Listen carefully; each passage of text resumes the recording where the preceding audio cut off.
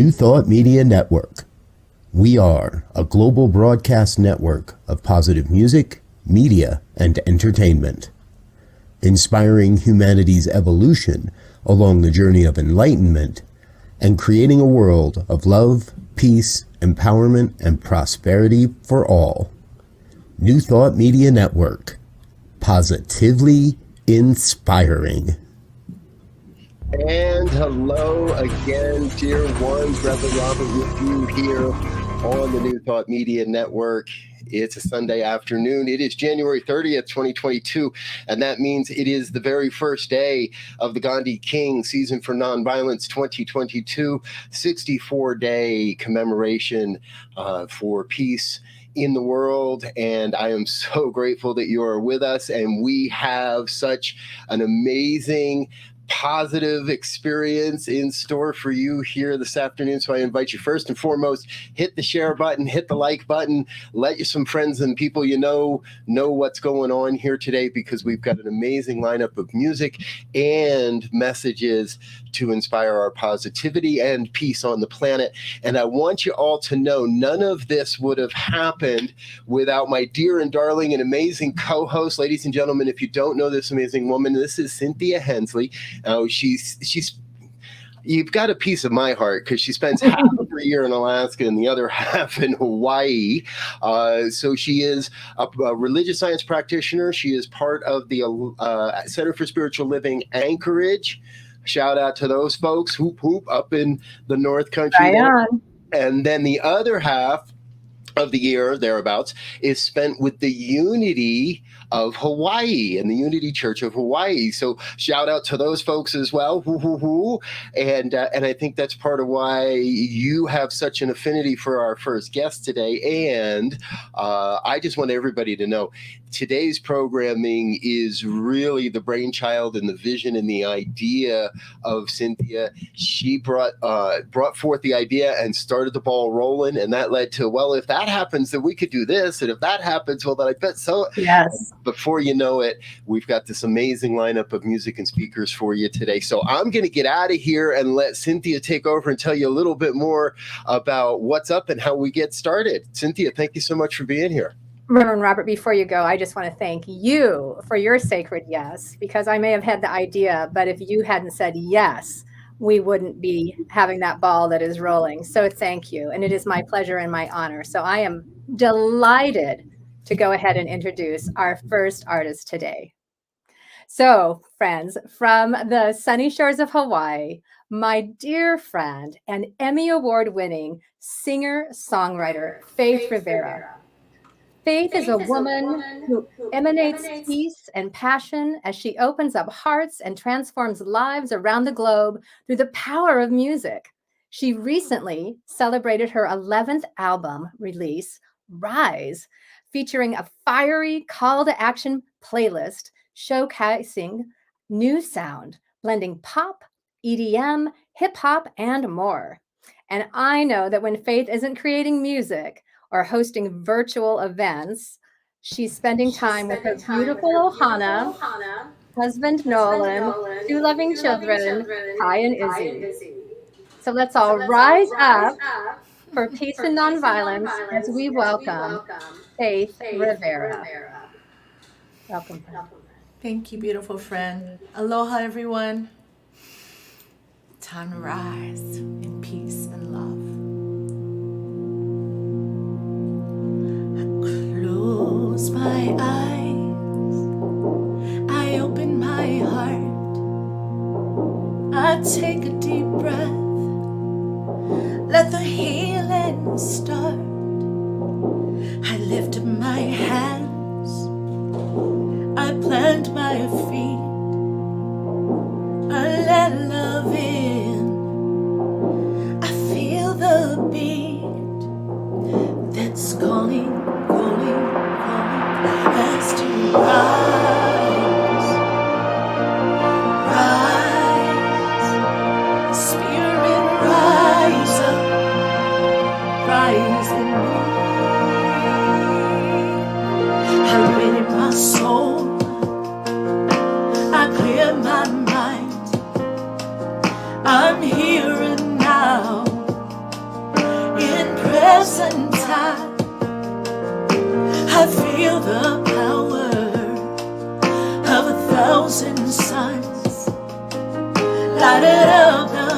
dark. Oh, we rise as one. Oh, rise, rise, Spirit, rise up, rise in me. Oh, rise, rise, Spirit, rise up, rise in me, rise in me. I sing to you, I sing to you, you sing to me, you sing to me. Change up this noise, make sweet harmony. Come on and rise, rise, Spirit, rise up, rise in me. Oh, rise, rise, Spirit, rise up, rise in me, rise in me. Heart to heart, hand in hand, no turning back, onward to promised land. Do you feel the power of 1,000 suns lighting up the dark? Oh, we rise as one.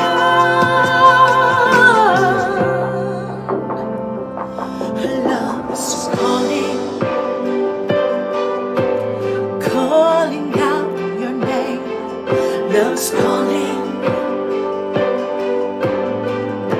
That's why we came. Love's calling, calling out your name. Love's calling. It's why we keep. Come on and rise. Oh, rise, Spirit, rise up, rise in me.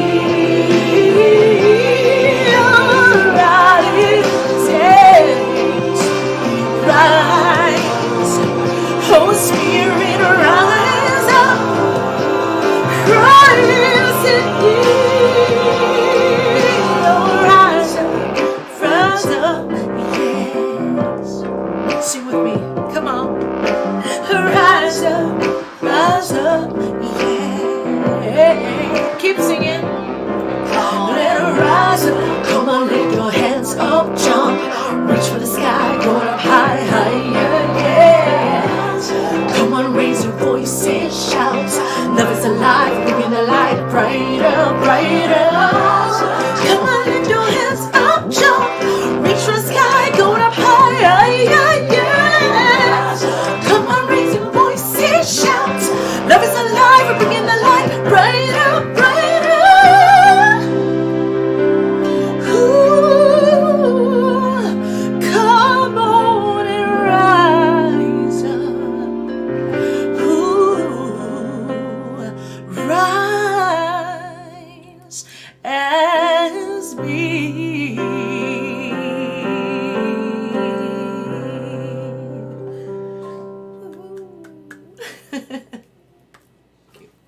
Oh, yeah, everybody. Thank you, Faith.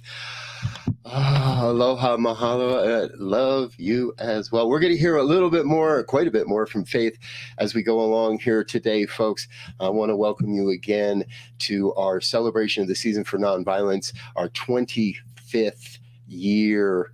The Association for Global New Thought has been doing this, and it's only our first year doing it.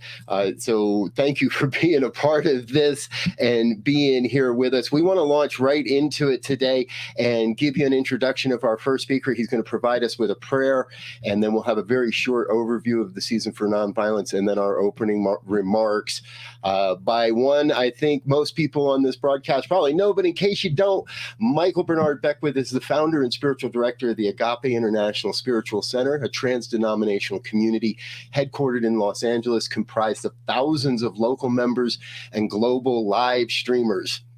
Dr. Beckwith embraces a practical approach to spirituality, utilizing meditation, affirmative prayer, and life visioning, a process he originated. These practices teach us to take the experience of inner peace and awakened awareness into our everyday lives. He is a co-founder and president of the Association for Global New Thought and the founding chair of the Gandhi King Season for Nonviolence. He hosts conferences featuring harbingers of world peace, including His Holiness the Dalai Lama. He has the distinguished honor of presenting to Nelson Mandela the Gandhi King Award. And in 2012, Dr. Beckwith addressed the UN General Assembly during its annual World Interfaith Harmony Week.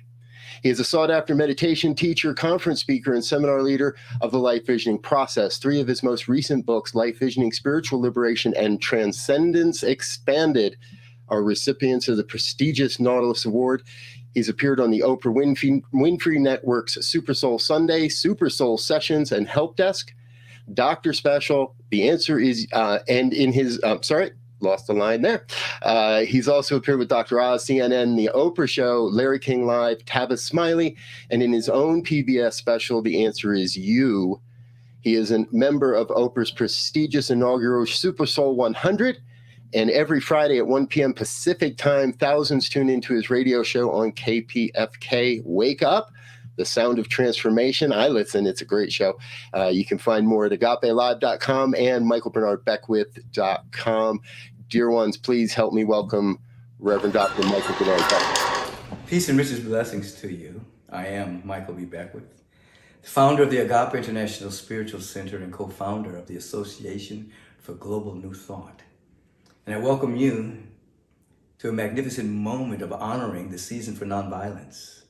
We've been celebrating the Season for Nonviolence and bringing about not only the articulation of what it means to live a life that is about ahimsa, that is about forgiveness, that is about nonviolence, but we have also articulated spiritual practices in many countries for the last 25 years. And today we're launching the season once again. I welcome you into this bright day with the full awareness that whatever level you participate in, you are infusing the mental atmosphere with the kind of thought, the kind of energy, the kind of frequency, the kind of vibration that is so necessary at this time of human history and beyond. So I welcome you in that fashion. I would invite you at this moment to begin to turn within with me as we take a moment of evocation for the Season for Nonviolence and all the ways that we will be participating in for the next few months, knowing that this kind of evocation together, it makes a big difference vibrationally for the planet. So please, let's stop. Turn your attention inward. Bring it away from the world of effects and circumstances for a moment. Take your attention away from the newsreel reports about what may or may not be happening in the human condition. But instead, come with me into an ever-expanded awareness of gratitude and thanksgiving and dynamic appreciation. Just come with me into this realm. And we begin to discover as we feel something to be grateful for, grateful that we exist at all, grateful that we have another day of living, another day of learning, another day of participating in the evolution of our own consciousness and the consciousness of the soul of humanity. We remain grateful so that even now, our perceptual windows become clean and clear. And we're able to see possibilities and to see potential for ourselves and for all of humanity. It is here, as we recognize this great presence that is never in absence, called by millions of names, we feel our oneness with the presence. We are one with the presence. It is from this awareness that I speak this word of evocation.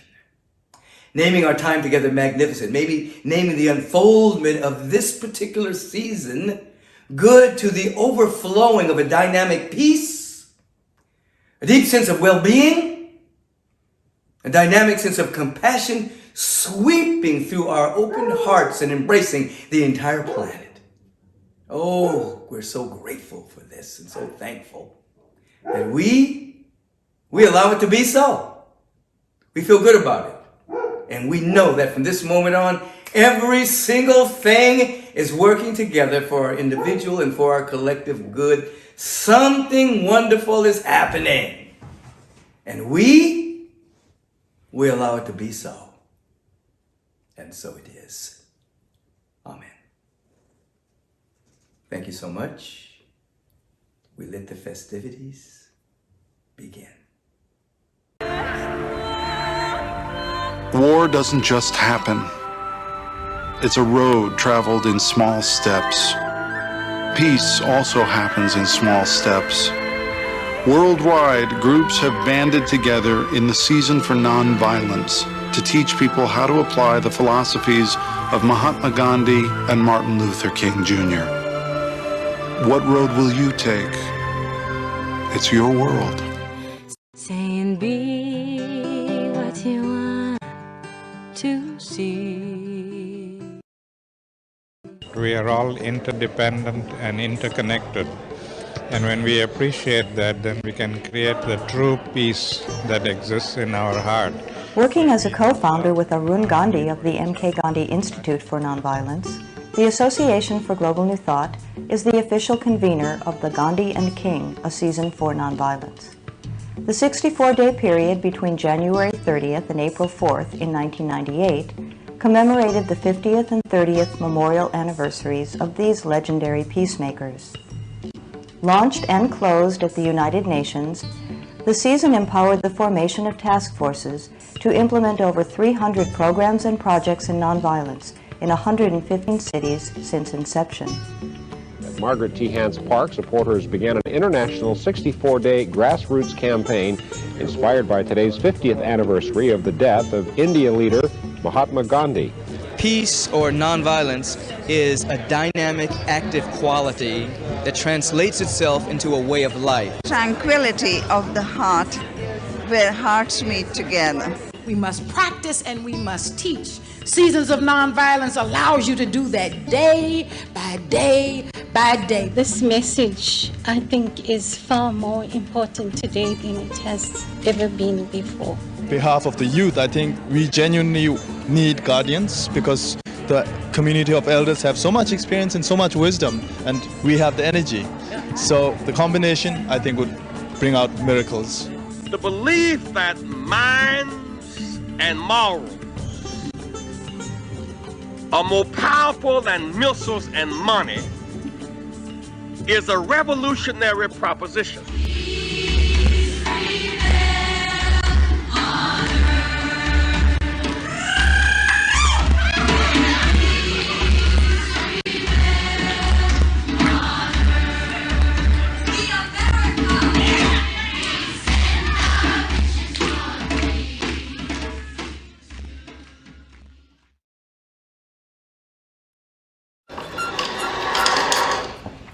Radical blessings to you. I'm Michael B. Beckwith, founder of the Agape International Spiritual Center and one of the co-founders of the Association for Global New Thought. And today, what are we doing? We're in celebration of the 25th anniversary of the Season for Nonviolence. Over 25 years ago, my cohorts, a part of the Association for Global New Thought, the co-founders, we caught a vision. We caught a vision of a season for nonviolence, a Gandhi King season for nonviolence. For we knew that the principles that they used to transform society at that particular time in human history were pertinent for today, were pertinent for 25 years ago, if people would re-engage them.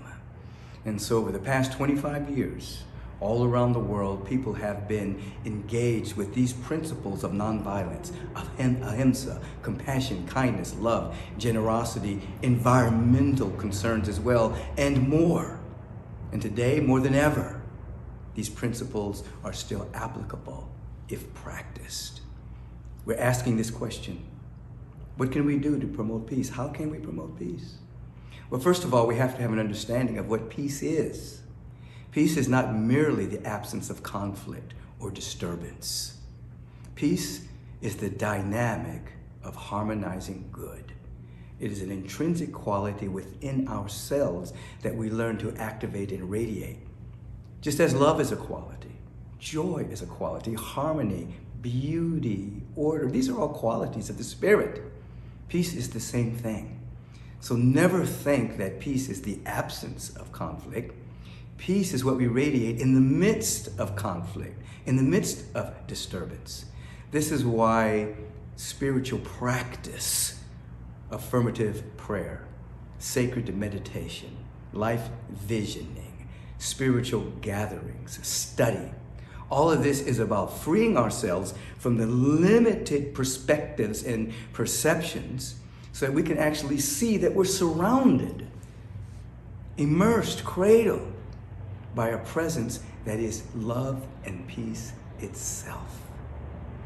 And then during this particular time, we want to ask this question in terms of promoting peace. How can we stay in dialogue and in compassion and in love with individuals that share a different perspective than us? For oftentimes, we're prone to go into silos with people that we agree with. At the same time, we're talking about building a kind and just global society. If we're going to build a kind and just global society, the beloved community as described by Martin Luther King Jr., everyone's included, you see? Everyone's included. So that we have to ask a question. How can we stay in harmony and in love with individuals that we disagree with? If we ask that question, we will be prompted by the Spirit through wisdom, guidance, transformational knowledge, intuitive hits that will allow us to expand, become more spacious, more patient, in such a way that, as Ernest Holmes once said, the pile isn't complete until we're all in it. And then we have to understand that on this planet, there's so many individuals whose basic needs are not met. So many individuals that are under the siege of war, climate change, drought, tsunamis. They're seeking not spiritual practice when they wake up in the morning. They're seeking shelter, food, and water. It's creating a disturbance in the field, the psychic field of humanity. And so with our awareness that on a non-linear domain, there's more than enough for everyone, that we have to begin to create strategies, real meaningful strategies that embrace the whole of humanity so that every single being has their basic need met. That can happen. The industrialized countries throw away more food every single day that, as Dr. King reminded us many years ago, can actually be circulated to individuals whose stomachs are empty. But it means a sea change in consciousness to begin to think globally that all human beings on the planet are a part of the sacred fabric of our family. So we're not just thinking about our kin, just our neighborhood, just our nation. Those days are over. If we want peace on the planet, we have to think planetarily, globally, and create the strategies necessary that all needs are met for everyone. And then you're speaking about less fragmentation, less war, less conflict. What does that mean? The conscious majority of us, those who are waking up, using waking up practices, those who are embracing the planet as a whole, are sentient beings, as we're doing our spiritual work, and we must do it because we can do it, as I like to say, because we can, we must, because there are those that can't, because they're under the siege of survival. Because we can, we must. So how do we promote peace? We know what peace is. How do we promote a peace? We ask ourselves, how do we fall in love with individuals or stay in love with individuals that we disagree with? How do we promote peace? we begin to catch a vision and articulate strategy across the board so that we begin to move in the direction of everyone having all of their needs met. We don't wait for politicians or governments. There's never been, a movement on the planet has never happened politically or through the governments or elected officials.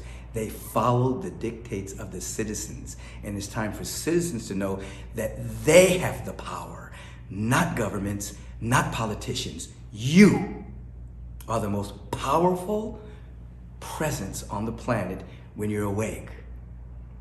Feel into that. Feel into the confidence of knowing that you are a dynamic, powerful being emanating peace, and then be guided as to what you can do to bring about peace on the planet, not what they can do.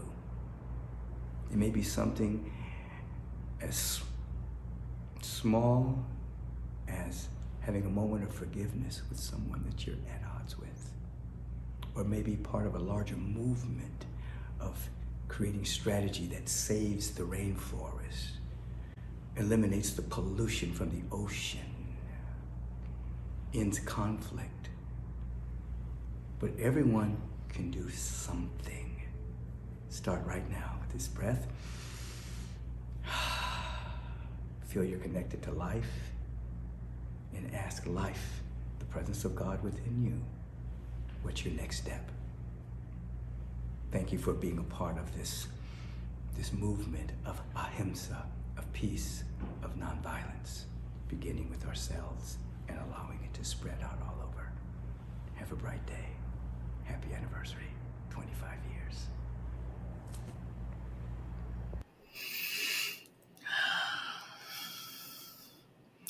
Yes, Rev Michael, we have the power. I love everything that Rev Michael said, that truly this is a season, yes, for nonviolence, but for so much more, right? For prosperity and goodness for all. So yes, it's been my honor and my joy to serve the Association for Global New Thought, AGNT. That is, the reason for this entire season through my music, as Harold has also been. And we were excited when Barbara called years ago and said, we need a theme song.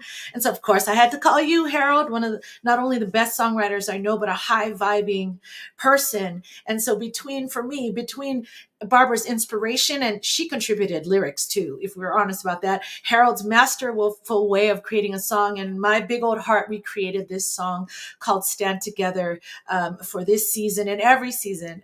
Harold, I want to ask you, to speak on this song too before we play it for everyone. Oh, I can't hear you, brother. But you look good. We're grateful for Barbara for inspiring this song, because she just came to us and gave us the overflow, and you came up with this great verse idea, and then I matched it with a chorus idea, and they fit together like one piece. And it was one of my favorite songs that we've done together. Yes, me too. And I forgot to say Barbara Fields, if you do not know her yet, she is the executive director of AGNT. And Jess, we're just so proud to share this song with you. Stand Together to celebrate the season. Yes. Enjoy.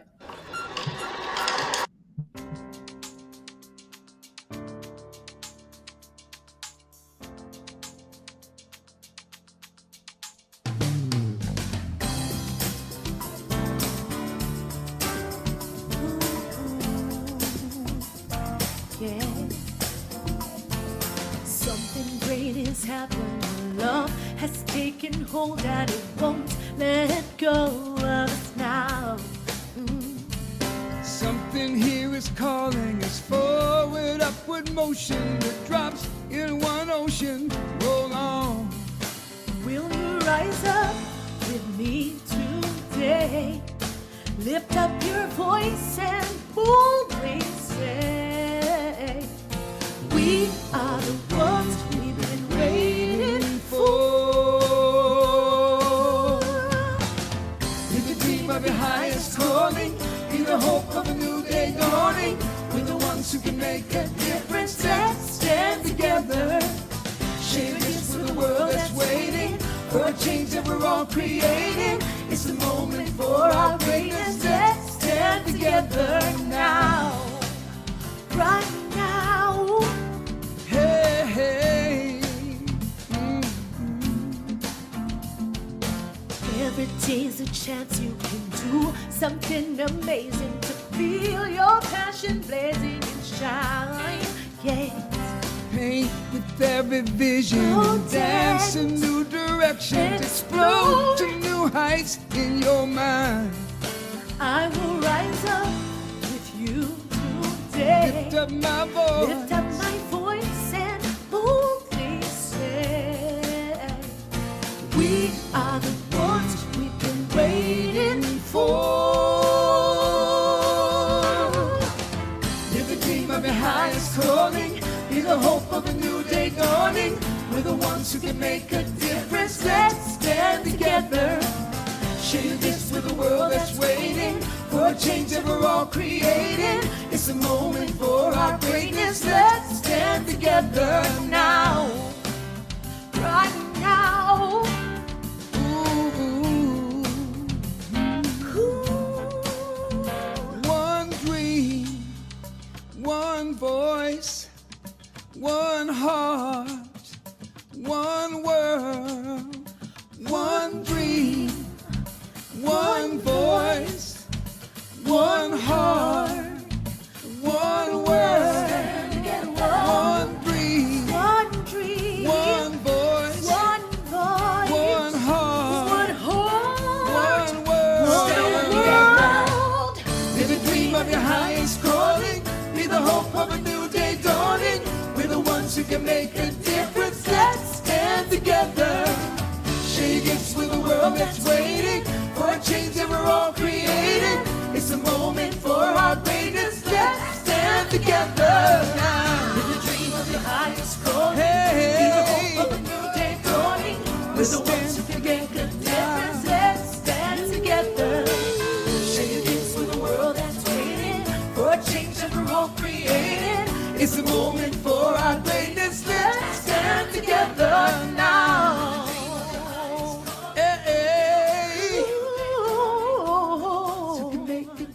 Let's stand together now.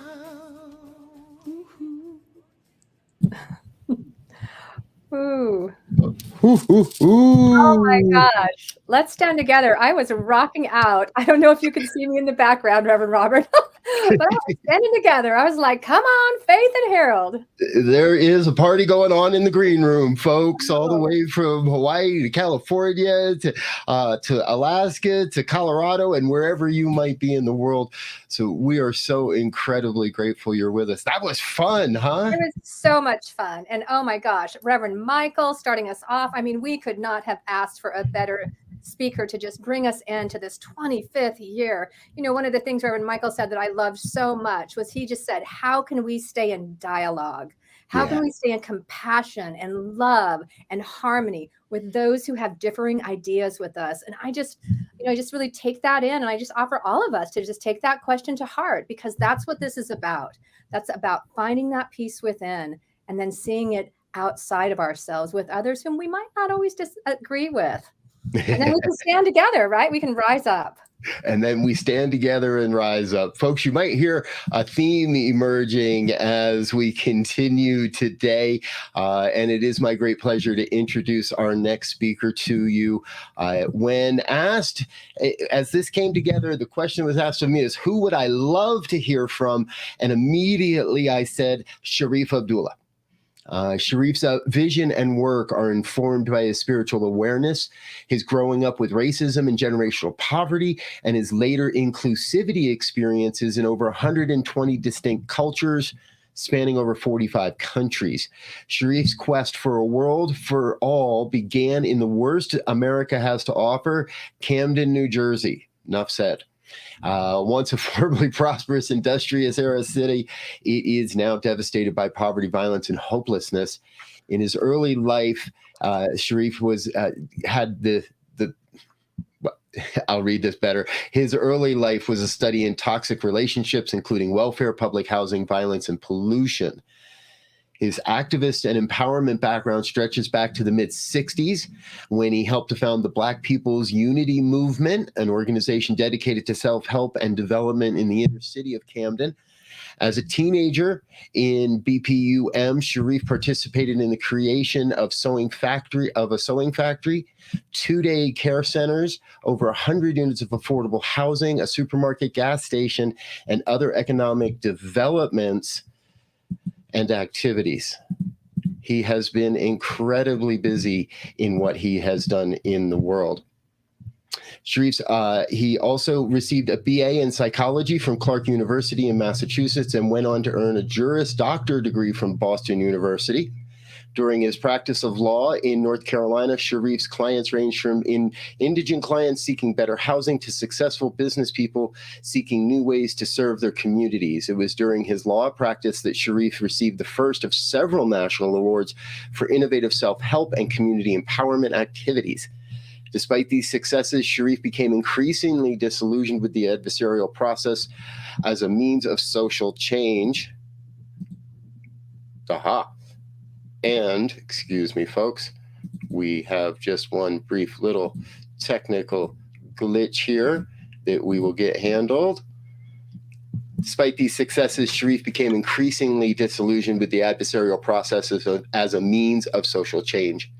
After 6 years, he retired from law practice, choosing a path to social change that is positive, inclusive, spiritual, and honors the dignity of all beings. Over the years, Sharif's focus has widened from attempting to change society via community and economic development projects to transforming society by shifting consciousness while creating sustainable, inclusive, empowered, and value-driven individuals and organizations. It is a great pleasure to welcome Sharif Abdullah. Hello, I'm Sharif Abdullah, and I'm the director of the Commonwealth Institute. And Commonwealth's mission is creating a world that works for all, creating a world that works for all living beings. I want to welcome you to the celebration for a season for nonviolence. Season for Nonviolence has been going on for many years now, and it's been celebrated in many different ways. Commonwealth has had celebrations over the years, and this time we're joining with others who are of like mind. This is a very pivotal time that we're in. This is a time where all of our values, including the value of nonviolence, is going to be tested. We might call this the season for decision.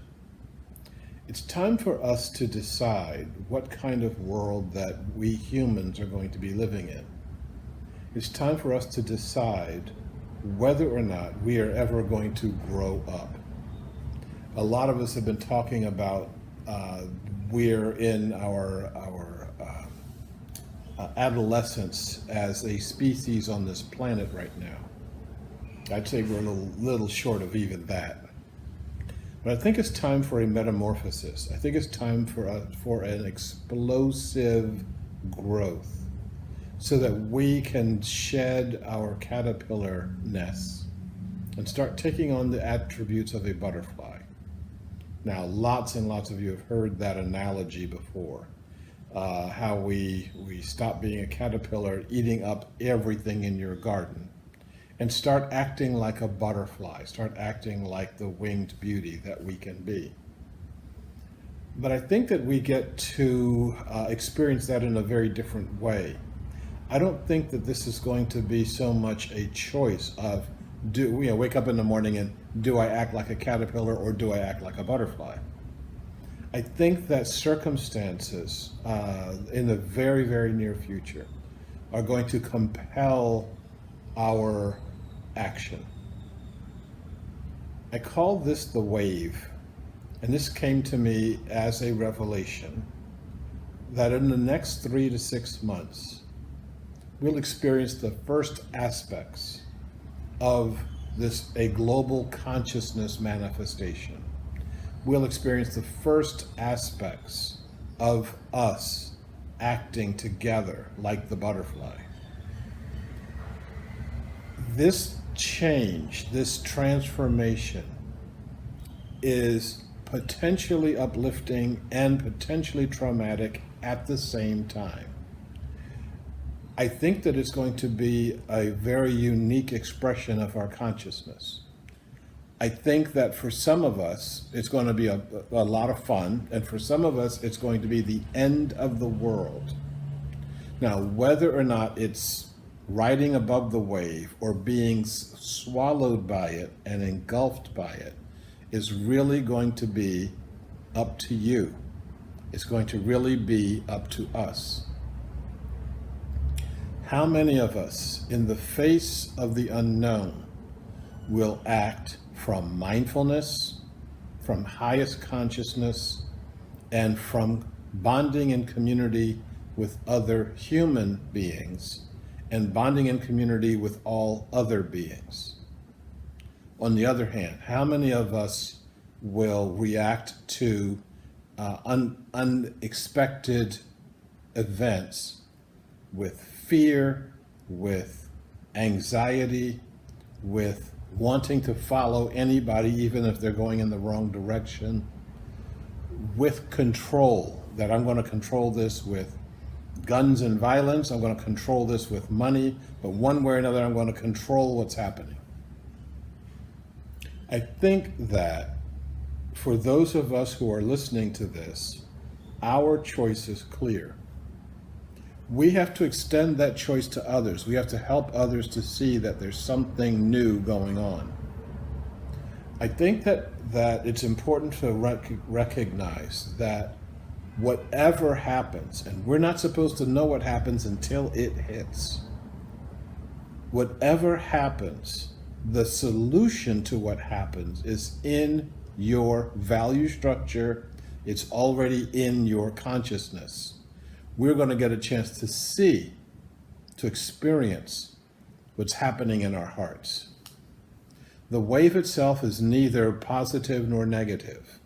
The positive or negative aspect of it is what you do with it. Now, as I said, I don't think that we're supposed to see what this wave is all about until we experience it. I can tell you that these are going to be events for which there is no human precedent.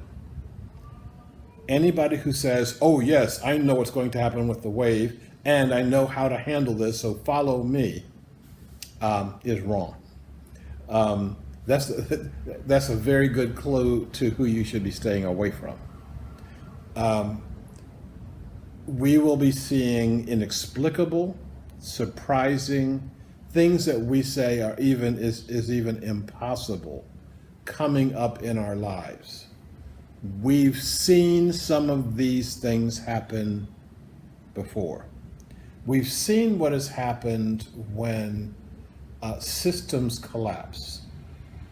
We've seen what has happened when systems unravel. And we've seen people rise to the occasion. And we've also seen people sink to the occasion. Whether we experience the rising or the sinking is literally up to all of us right now. How do we prepare ourselves for a way that we will be expressing ourselves in our future, the future of awakened beings on an awakening planet? Some of us will be experiencing greater coherence. Some of us will be experiencing activating elements in our lives that we didn't even know we existed. Some of us will be experiencing deeper levels of community and communion with all other beings. And some of us will be experiencing increased suicides, increased self-harming, increased murder rates. It's already going up. It's even before the wave hits. We can see this thing going up right now. That's what the statistics are telling us. Whether we react in a mindful way and whether we react in a mindless way is up to us. Nonviolence isn't the goal. Nonviolence is the way to achieve the goal. Nonviolence is the value you bring to whatever the problem may be. And regardless of how you see the problem, regardless of where you are in this caterpillar as it begins to turn into a butterfly, you have a role to play. Those of us who are practicing mindfulness, that role, our primary value, has to be life first. That's not human life first. That's not the life of me and my friends first. That's not the life of my political ideology first. This really has to be all life on this planet. All life in our universe has to come first. Now, we know that an awful lot of people are going to be experiencing this in a completely different way. We know that, and they may be the majority. We know that they will be experiencing it with fear, with anxiety, with numbness, with their primary goal is going to be, save me, do anything that you can in order to save me. That's a recipe for disaster, for their personal disaster. The planet's going to continue on. Life on this planet is going to continue on. We, as awakening human beings who are tied to that life on the planet, will continue on. And we will try to get as many people as possible to not be afraid, to let go of that automatic knee-jerk fear reaction, and to start to float above the wave. In order to do this, we have to become different people. And the different people I'm talking about is, number one, aware that your perspective is only one of 7 or 8 billion human beings on this planet. To let go of the notion that your culture, your point of view, your economic state is the norm for the planet. We don't have a human norm yet. And one of the things that we will recognize when we finally become an intelligent species is that, yes, we will develop a norm of our values, we'll develop a norm of our actions, and that norm will place life first. In order to do this, we have to become flexible, adaptable. We have to become fear-free. We have to bond together in community with all others, not the people that you like, but the people that are in your community right now, all 8 billion of us. We have to become inclusive. We have to practice inclusivity first. We have to become spiritual. And I don't mean I'm going to practice something on Sunday or Saturday or Friday and then act a different way the rest of the week. I'm talking about your spirituality being the thing that drives all of you, drives all of your actions on this planet. When we get there, we can truly be able to say that we have become an intelligent species on an awakening planet. I'm looking forward to that. I've been preaching this for a long time, and right now we're at the decision point. And I hope we make that decision wisely. Thank you. Wow. Wow. Just wow. Thank you, Sharif. That was so powerful. One of the questions that you asked was, how do we prepare ourselves to be an awakened being on an awakened planet? And that the choice is ours. I'm just going to really take that into my meditation and contemplation and invite all of us to do so. Let me just breathe that in. And it is my great pleasure to introduce our next speaker. She comes to us from Santa Cruz, California, Reverend Deborah Johnson. Reverend Deborah is the founding minister and president of Inner Light Ministries, an omni-faith outreach ministry dedicated to teaching the practical application of universal spiritual principles to all of life's circumstances.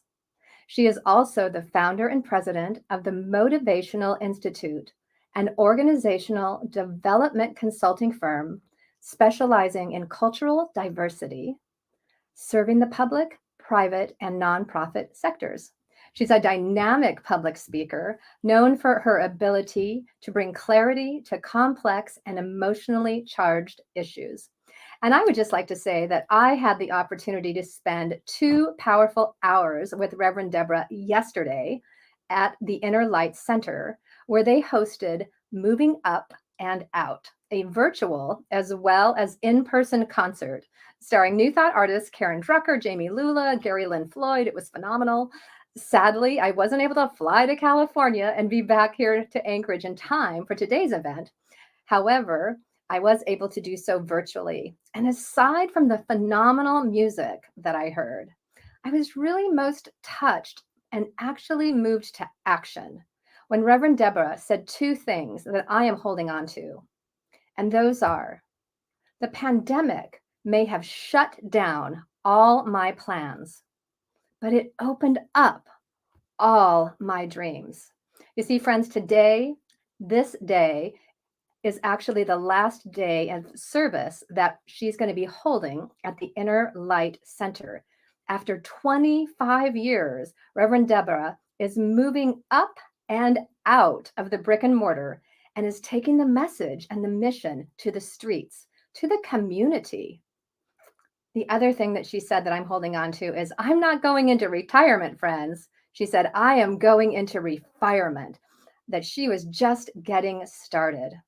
And what I know after spending 2 hours with her yesterday and just following her throughout the years is that wherever she goes, her message is always one of possibility, inclusion, empowerment, and transformation. So please help me welcome Reverend Deborah L. Johnson. Greetings. I'm Reverend Deborah Johnson, and I am so pleased to invite you to participate in Season for Nonviolence. I bring you greetings from Inner Light Ministries in Santa Cruz, California. And what I know is that if you are tuned into this program, then you don't need convincing that it's a good thing to want a world that works for everyone. If you're already tuned into this program, I know that somewhere in your heart, you have a commitment to a just and a sustainable world. So these next moments, I'm not going to convince you why it's a good thing to participate in Season for Nonviolence, but what that value added might be, what it might bring to you and your practice that might not otherwise be there. You know, at this time of the year, starting in January, there's a lot of goal setting. We have a tendency to talk about our intentions and the things that we want to do. Mistakenly, we tend to objectify our intentions. We think of it as some sort of an external goal that we're trying to reach. But intention is really a place of internal integration. It's internal integration. There are things that converge together, where we move to a place of alignment of our thoughts and our words and our deeds and our actions. And we combine that with pure motivation, coupled with processes that are actually moving in the direction in which we want to go. When I talk about that alignment, as human beings, we have this extraordinary capacity to say one thing, do something else, think something else, and feel something completely different from all of that. And when we're scattered in all those different directions, we get at cross purposes. Not only does our energy go down, but we wind up sabotaging the very things that we say that we want. We pray for 5 minutes, but then we spend the rest of the day worrying. We say that we want peace and then spend all of our time in fear of the warmongers. We're doing one thing and feeling something else. So part of what participating in the season for nonviolence allows us to do is to become deliberate, to become consciously aware, to participate in programs where the things that we're saying and the things that we're doing, the things that we're putting out there in social media, even the way that we're feeling in our hearts, it gives us a chance to move it all in the same direction. We become more powerful when it all lines up together. When we participate in things like Season for Nonviolence, we get to clean up our motivation. You know, pain pushes until vision pulls. Pain pushes until vision pulls.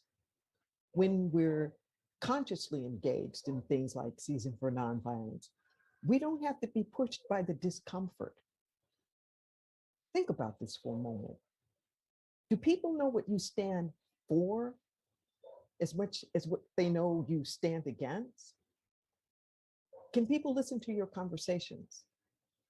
Can they tune into your social media? Can they look at the things that you read, or the things that occupy your time and your space, and see clearly what you stand for? And the Season for Nonviolence gives us a chance to stand for something, not to just be trying to run away from the things that we don't like. And there's a synergy of energy that happens. There's a synchronization that happens when you have people who are all over the world who are doing the same thing at the same time, which is why the process becomes important. That when you participate in something like the Season for Nonviolence, then the processes that we're using give us a chance to collaborate. They give us a chance to align with other people who are moving in the same direction so that we can magnify the impact, so that we can give even more visibility to this wonderful dream and goal that we have of a world that works for everyone. It also gives us a chance to really put into practice the principles and the tools and the skills that we learned from the greats, like Mahatma Gandhi, like Dr. Martin Luther King Jr., like Cesar Chavez, or any of the modern people that we know today. If we're going to really honor someone, we can't just talk about all what they did. If we're going to honor them, then we have to continue the legacy. That there has to be something within us that reflects them, so that when people see us, they can see a bit of that person in you.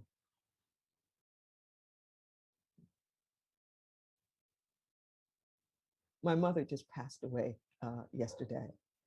And I'm actually in Los Angeles at this moment at the family home that I grew up in. And I'm just really consciously aware at this moment of legacy and how you honor someone by carrying on their vision and the things that were important to them in a way that can be a blessing. So if we want to honor these great ones and the ancestors, the Mother Teresas, and all of the people who have shown up with goodwill, we have a chance and we have an opportunity to rally around that. We have an opportunity to come together as community to strengthen that, and then invite other people into that circle with us. You know, be creative, think of things. So with my ministry at Inner Light, beginning in mid-March, we're going to be doing a 7-week series on healing divides. I'm going to be joined by a number of my colleagues across the nation who are also ministers, spiritual directors, practitioners, social justice leaders. They're going to facilitate the learning pods, and people have a chance to be in dialogue and engagement at the levels that represent their understanding of the materials. It's all original material. And it will be this time for us to not just say what's going on with them out there and who else needs to change and what it is that they need to do, but to heal it within us, because the only thing that ever needs to be healed is just the sense of separation. It's not differences that cause conflict. It's not differences that cause conflict. It's the polarization around the differences that causes conflict. It's the way that we other that causes the conflict. So whatever it is that you can do, maybe it's an interfaith event, maybe it's some kind of creative cultural thing with the children and artistic expression. Whatever that is, I want to encourage you individually and you in whatever communities that you participate in to make that step, to heal the separation, to heal the otherness. You don't have violence unless there's othering. It doesn't have to be this way. There's a brand new, exciting way that just needs us to say yes. So won't you say yes today? I invite you as a member of the Leadership Council of the Association of Global New Thought that founded the Season for Nonviolence. I want to encourage you wherever it is that you are, whatever it is that you can do it. Hey, and let us know, because we love to publicize the things that are going on. I unite with you in consciousness. It is my honor and it is my privilege to be with you on this journey towards a just and a sustainable world. Peace and blessings to you. Namaste.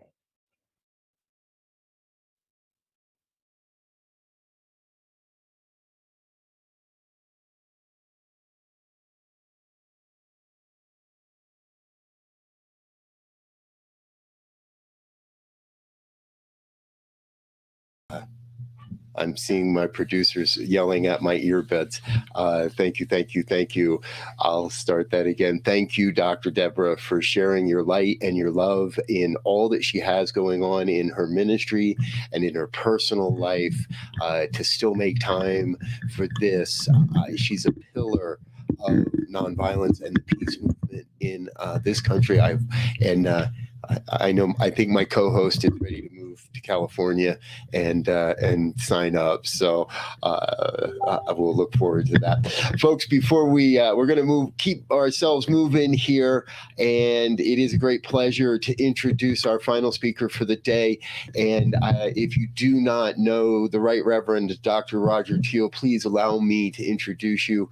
He is a life-transforming speaker, a gifted community builder, and a global spiritual leader. Known for his unique blend of storytelling, humor, and practical spirituality, Roger's inspirational messages and transforming courses empower people to dynamically express more of their limitless potential. As a young child gazing into the sunlight sky, Roger experienced a mystical awareness of the oneness of all life, a knowing that stayed with him throughout his growing years. When he was a teenager, he was drawn to the teachings of New Thought and the science of mind and spirit. Roger resonated with the uplifting message of personal empowerment, love, and inclusiveness. Those principles helped to guide his life and eventually led him to accept his calling as a spiritual leader. Roger supported himself through college by playing banjo and singing at Shakey's Pizza Parlors. He earned a degree in psychology and religion from the University of Denver.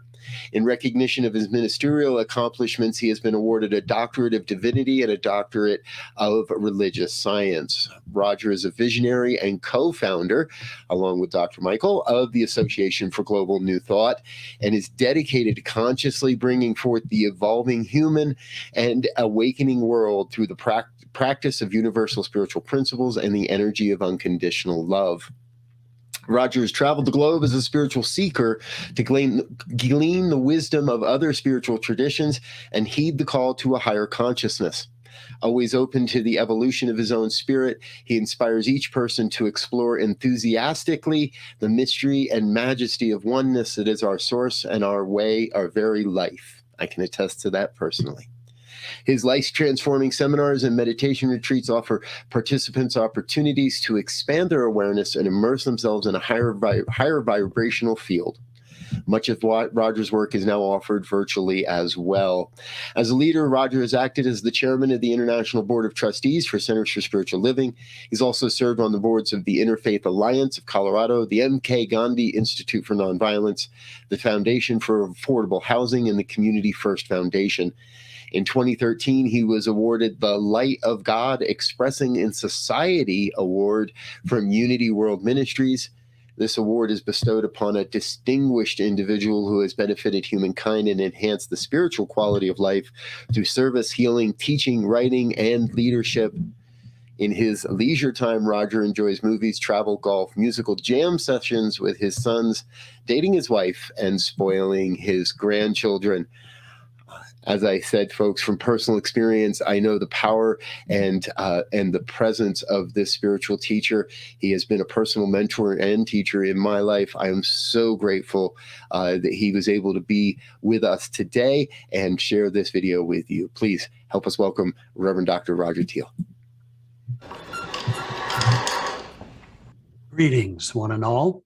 It's my pleasure to join Reverend Michael, Reverend Deborah, and Sharif in sharing thoughts and sharing my heart on this launching of the 25th season for Nonviolence. It was a great privilege to be a co-founder of the Association for Global New Thought, along with Reverend Michael and others, and to meet luminaries and work with the likes of the Dalai Lama and Arun Gandhi, the grandson of Mahatma Gandhi, and with Arun to conceptualize a 64-day period between the memorial dates of Gandhi and Martin Luther King Jr., to call people to a higher emphasis of the principles of nonviolence, principles every one of us is capable of emulating and advancing.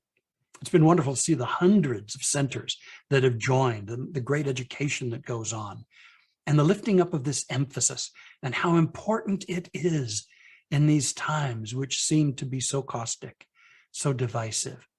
There's something we can know and be and do in support of this.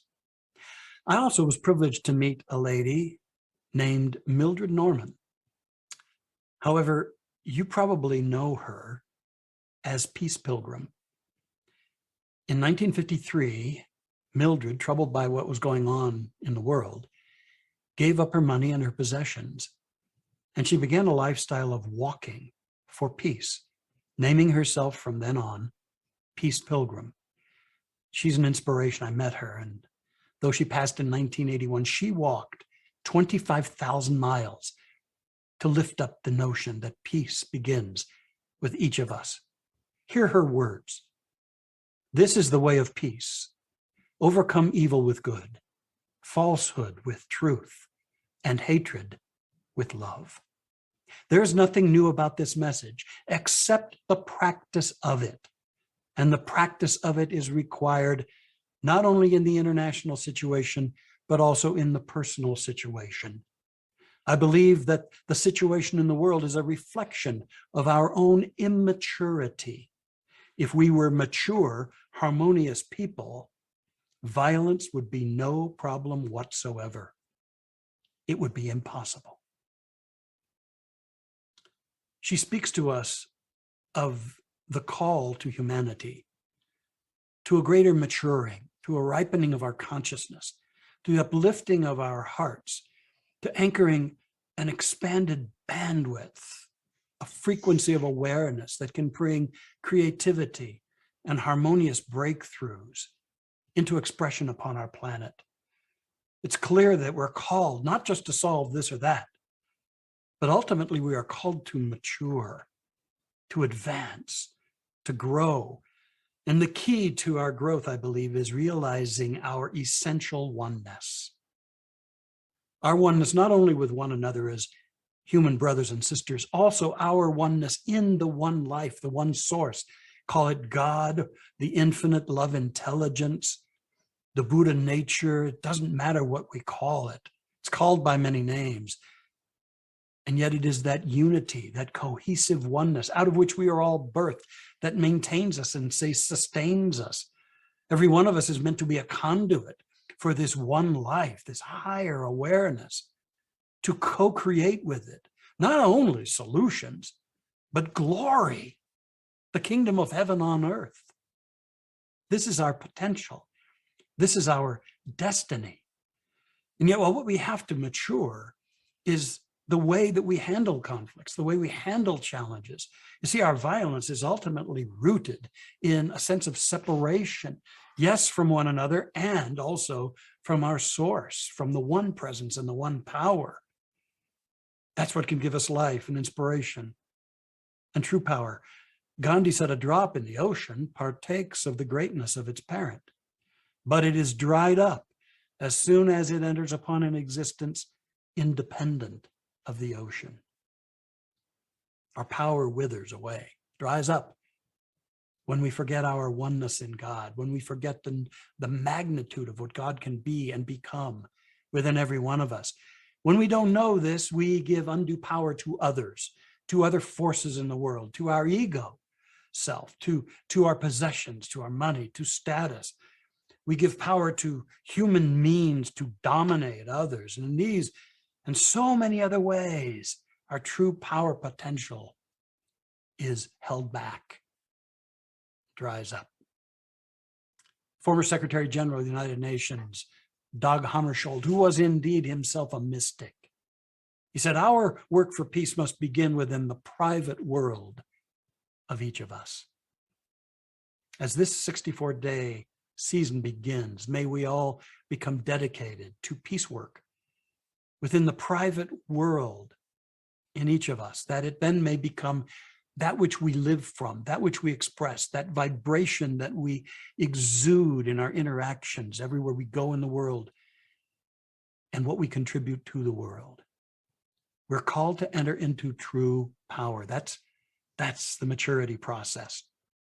And true power is when we are centered in the heart, when we know who we really are and what really matters in us.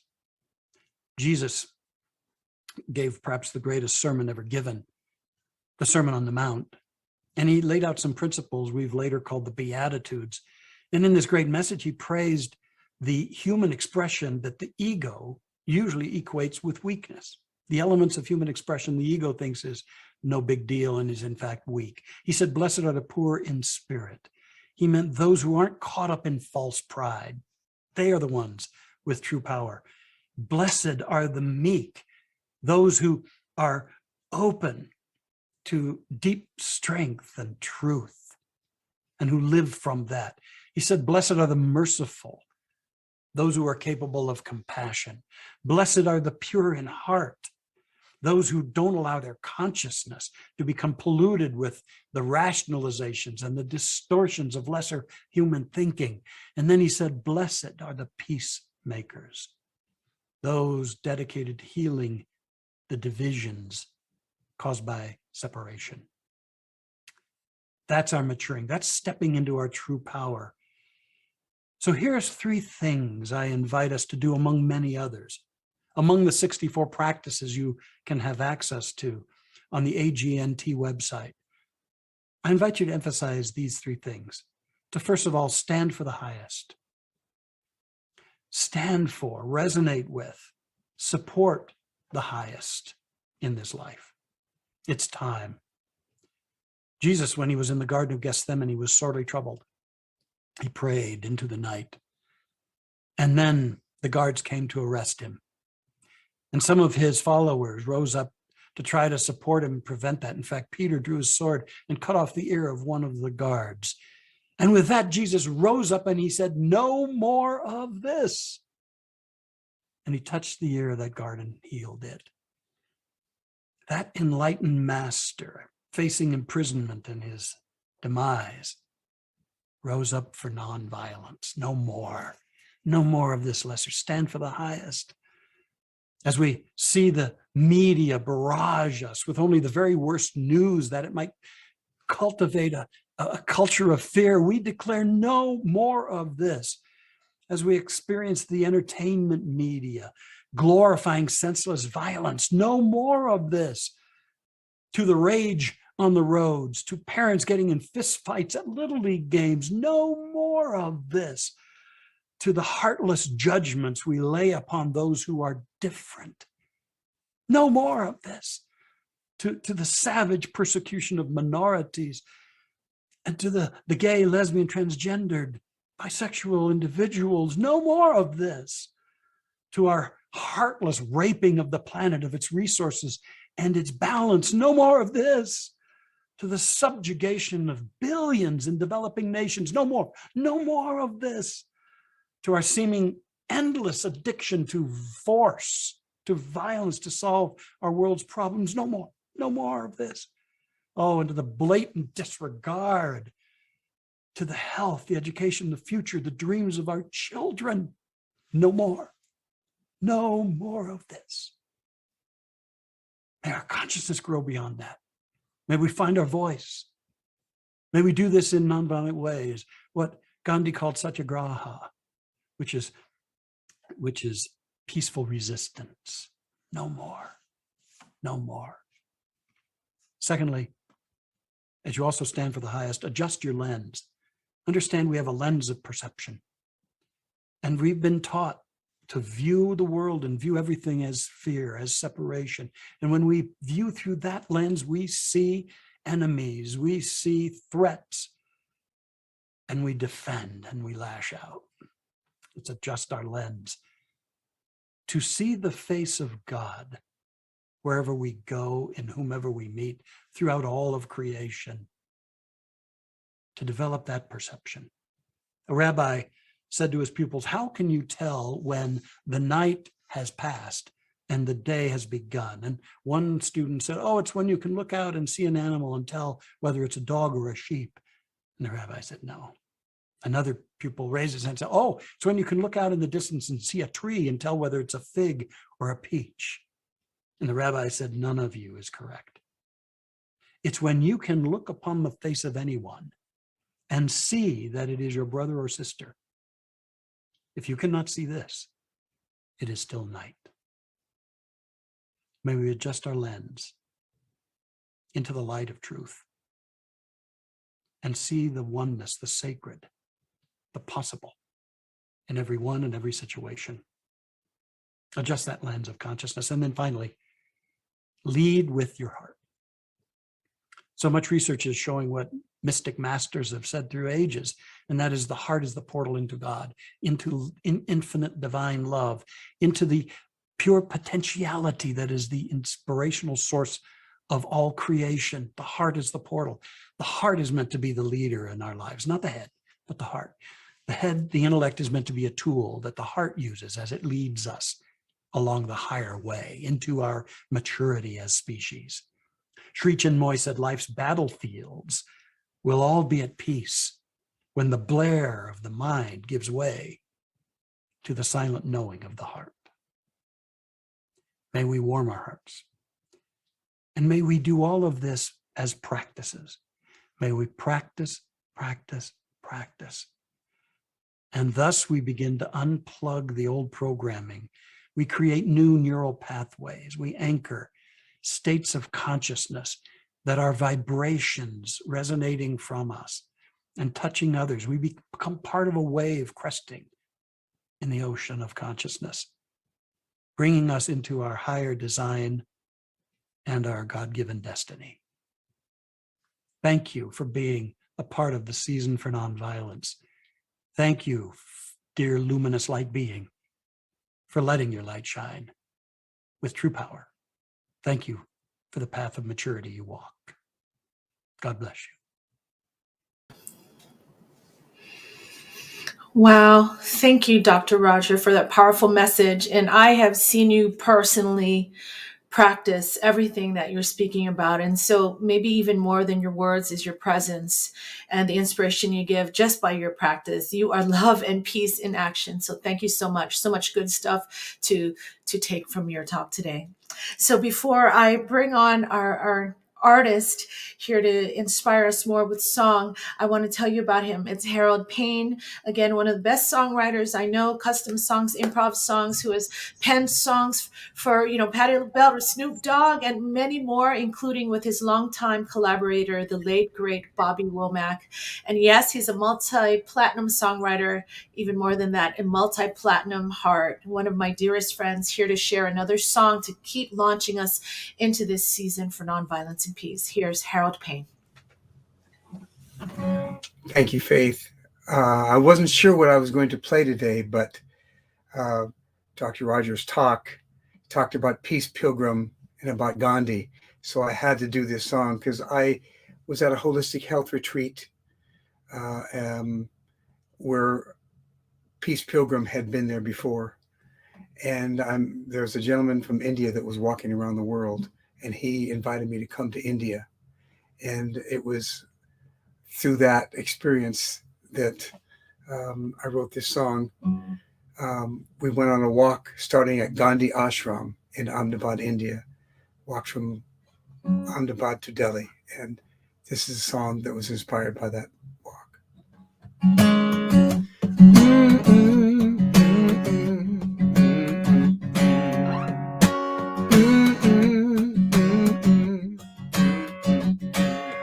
I am a humble man from a village in India. I walk in the footsteps of those who've gone before.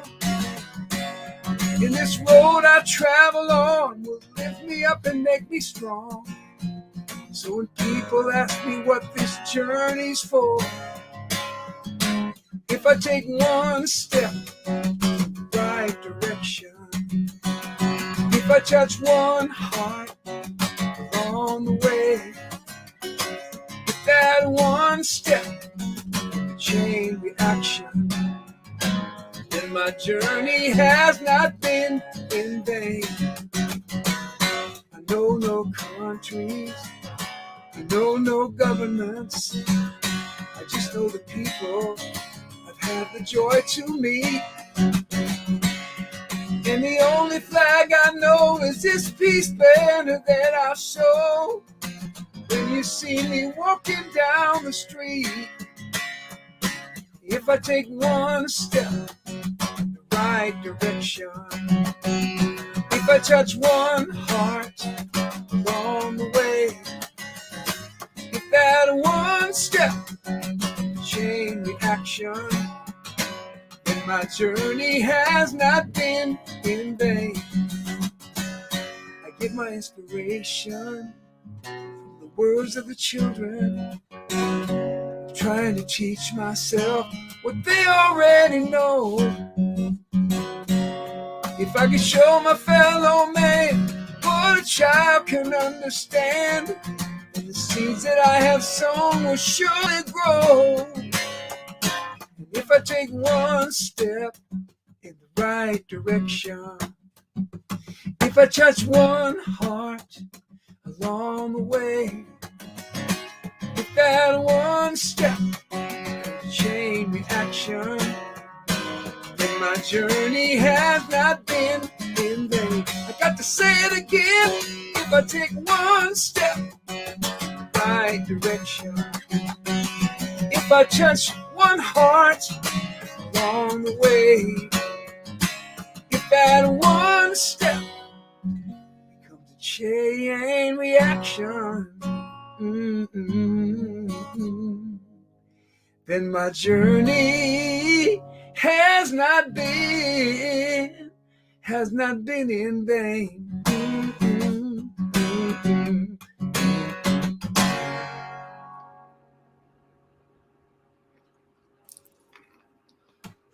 Harold, woo! Oh my gosh. Praise be. That was phenomenal. Harold, my friend, you are a truly gifted human being. What did you say that, Robert? Yep, you're muted. Robert's saying that too, everybody. But no, absolutely. Harold, I just want to thank you. And I want to thank everybody so much who gave their sacred yes and really just honoring the standing together for the 25th year and rising up for the season for nonviolence. And for our speakers and artists today, if you want to know more about them and how they are truly living examples of shining and sharing the message of peace and nonviolence, you can check out their websites, their Facebook pages, and their social media platforms. And we're going to be having those addresses here in the chat. And also at the end of the show, you can see all of their addresses down there. But, you know, I really want to highlight and honor the Association of Global New Thought, who without them, we wouldn't be here today celebrating 25 years of the season of nonviolence. They have a new website, and you can find them at www.agnt, where there are 64 ways in 64 days that we can all answer and create a world that works for everyone by taking the action of peace and nonviolence. And Robert is showing us right here, right now, their website. And just as you scroll down, you'll just see the various ways in which you can take action and promote peace within your community, your school, your organization, your family, your workplace. Robert just scrolled by. The Greater Dallas Task Force has 64 days for youth and for teens as well as for children. It's just phenomenal for those of us who have families. There's also a Spanish language material section at the very bottom, and also nonviolence to animals. So Robert, thanks for taking us on that tour. And also at the very top of the webpage, you can see the donate button where you can go ahead and donate to AGNT if that speaks to your heart today or any day. I'd also want to just take a moment again to thank AGNT's Executive Director, Dr. Barbara Fields, who answered the call to bring this event to fruition today.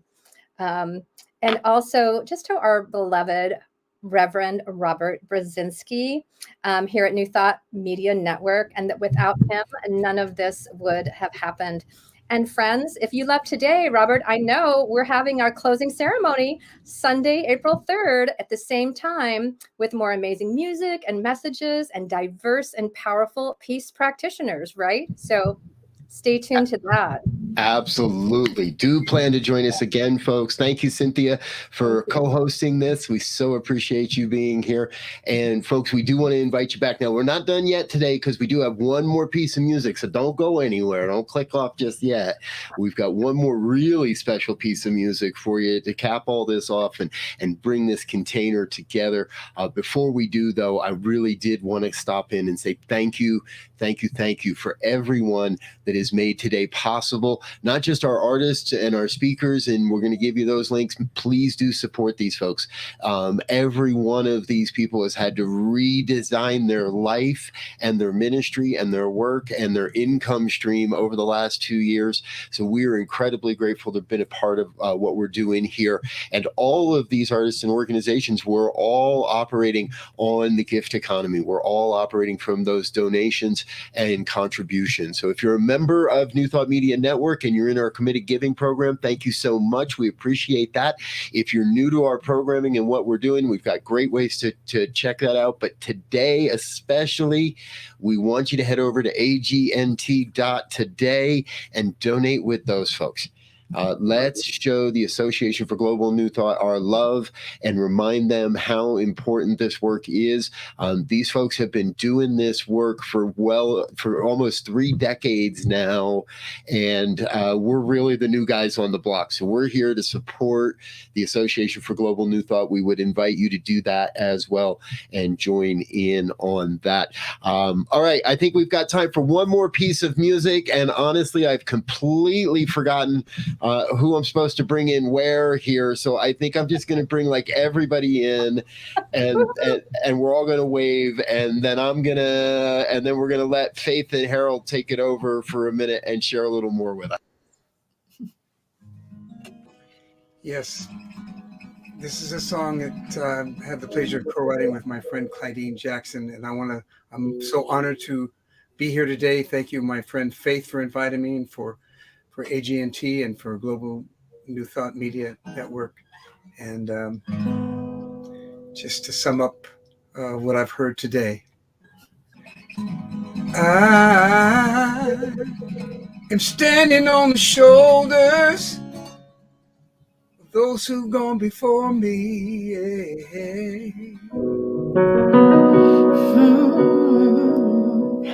I am following the footsteps of those who've led the way.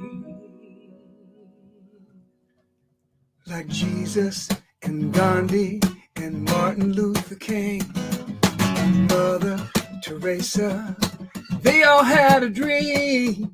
They're living and learning from the love they left behind. The candle is still burning now, and we can help it shine. I am standing on the shoulders of those who've gone before me.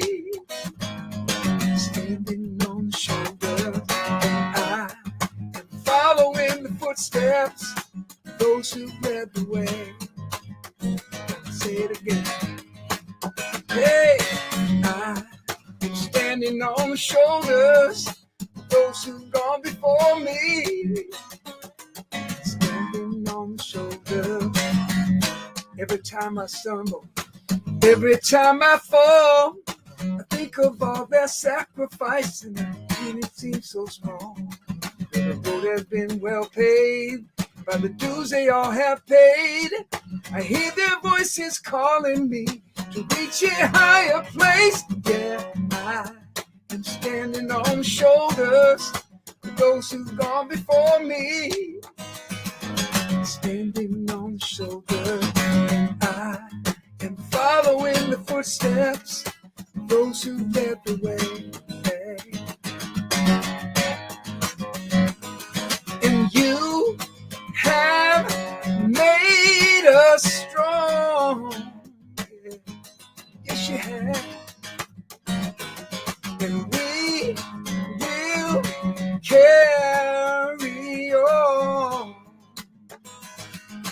Hey, hey, hey, I am standing on the shoulders of those who've gone before me.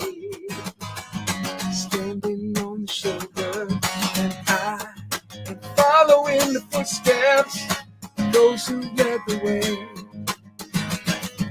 Standing on the shoulders, standing on the shoulders. Hey, hey, hey, yeah.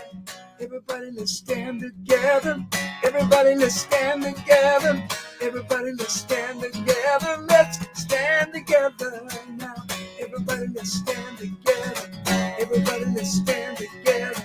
Everybody, let's stand together. Let's stand together now. Everybody, let's stand together. Everybody, let's stand together. Everybody, let's stand together. Let's stand together. Everybody, let's stand together.